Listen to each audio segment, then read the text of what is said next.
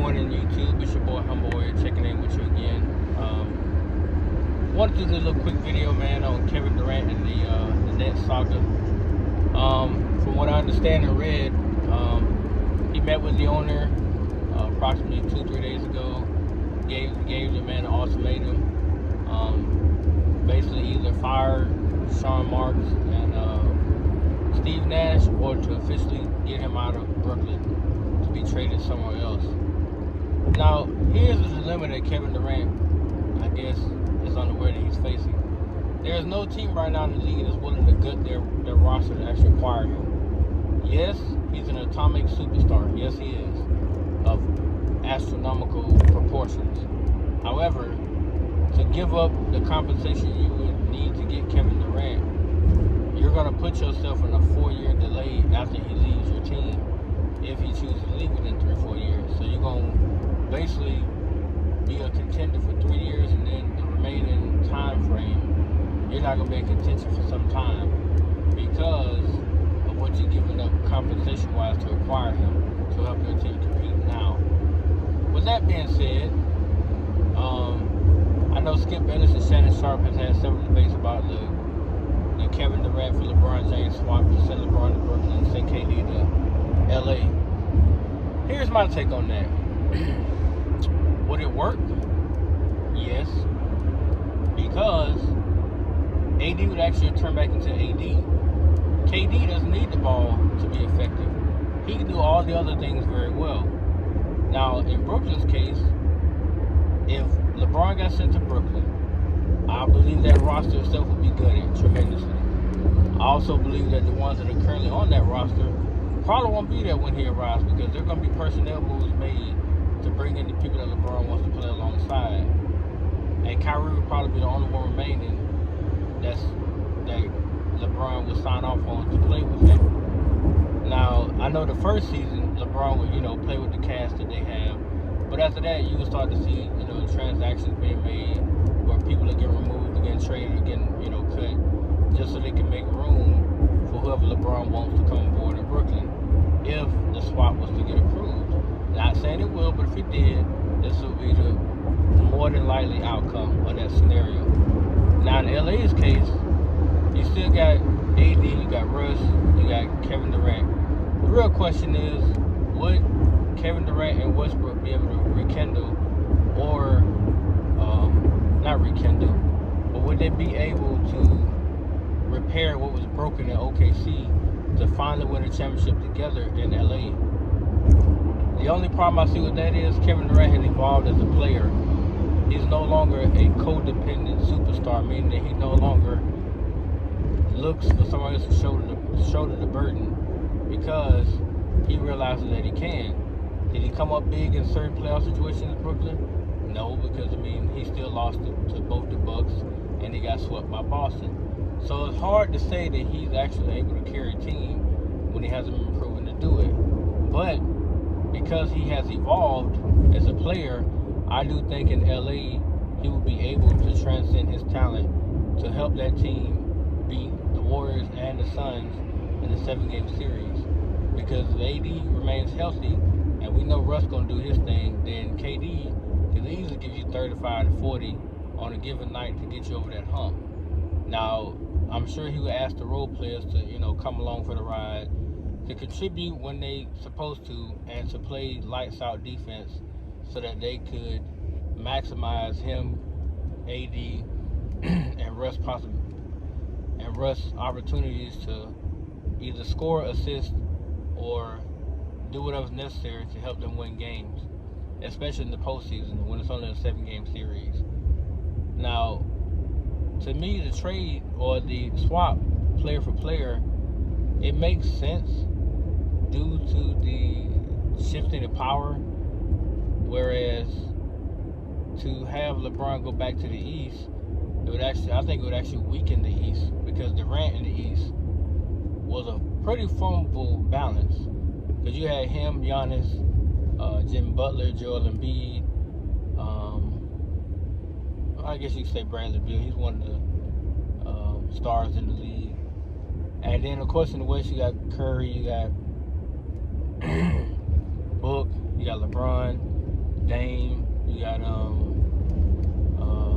Mitchell, Donovan Mitchell, which he's looking to get traded himself. So it was pretty evenly matched. Now, if you shift that to where LeBron goes back to the East and he plays with Brooklyn, that current roster that they have, I don't see them actually getting that far in the playoffs. But the next year, excuse me, I can almost bet you LeBron will put a bunch of shooters around himself to where he can shoulder a lighter load of like having to worry about scoring so many points because he's up there in age and seasons played. So for me, it would be easier to not trigger that trade. And if I'm the owner, like Carcino said in his video, shout out to Carcino for life. Like Carcino said, you do whatever it takes to keep Kevin Durant happy, because the pinnacle of power will shift back in your favor. And as long as Ben Simmons gets out this mental block that he's in, and once he comes back to full form, the Brooklyn Nets will win the East. I mean, all they need is a comfortable coach. That's why I advocate to fire Steve Nash. I advocate to bring in Mark Jackson. To bring in somebody that's going to let Kevin Durant, Kyrie Irving, and Ben Simmons know, hey, you guys, this is your team. But to pull Kevin Durant aside and say, look, you are the alpha. I believe and trust in what you're going to do. So I'm going to make sure that they follow suit. Whatever you need us to do to help, I'm going to coach you guys inspirationally, get you guys up to speed, and I'm going to make sure that you're in the right position to compete, to win, and to get your opportunities to show what you can do. This is not directed toward Kevin Durant or Kyrie, by the way, or Ben Simmons, but the rest of the team, he's going to instruct them to follow suit. Now, the only thing that I heard that came out was that, and this came from Goran Dragic, was that the style of basketball being played was not that of a team orientation. It was more so individual accolades, meaning that him and Kyrie was taking turns showcasing what they can do against the opponent. That's not the way basketball is played. As anybody that's played the game of basketball, you don't play to showcase what you can actually do, even though some people will do it. The purpose of it is a team building event where all of you guys can showcase what you can do through different play sets and stuff like that, through different motions, and using one another to overcome an opponent and to eventually win the game. That's the entire purpose of the game. However, we made it easier and we simplified it to the point where we recognize or praise one individual for spectacular abilities, and we forget that when they do mess up, we hold them to a much higher standard because of the pedestal we set them on. So we just level back on that and not have so much, appreciation of being all what they can do in basketball. And I think the game itself will pan out to be better. But in Brooklyn's case, I would definitely get rid of Steve Nash. Now, Sean Marks, I personally think he did a great job with how he assembled the roster. But I understand why Kevin Durant wants him gone. However, I don't know if you'll find another comfortable general manager that can actually assemble a roster the way he did, because he put more than enough around Kevin Durant with James Harden and Kyrie, and at one point they had Andre Drummond, but now he's gone. So they would really have to do some soul searching in order to get a better or a more qualified GM than Sean Marks that knows what they're doing. Now the owner has a tough decision to make. Do you get rid of your mega superstar and keep your coach and your GM for the duration of the next 3-4 years that you plan on paying them, or do you please your superstar player who's clearly clearly keeping that stadium filled up night after night, and get rid of, the two people that he don't want to see anymore? That's the true question. How will Sean Marks handle that? And what will he, not Sean Marks, but how will the owner handle that? And what will he do? And what would the ultimate outcome be?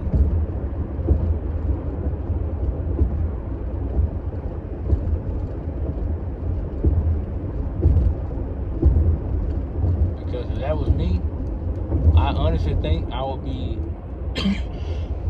I would definitely fire Steve Nash, because he hasn't proven to be a suitable coach in this league. The man literally let an assistant coach that he had on his staff last year beat him with simple physicality. They ran no screens, no motions, no nothing. They basically played isolation street ball, and they got beat to sleep by a young, hungry, defensive-oriented Boston team who ran up against a juggernaut in Golden State that were offensive gods. So they got exposed in the NBA final stage, but what they did to Brooklyn was sheer embarrassing. He beat Steve Nash with simple preschool tactics that Steve Nash could not bounce back from. So I think it's time for him to go. You've been there 3 years. Yes, you have winning records, I think 2 out of 3 years. However, your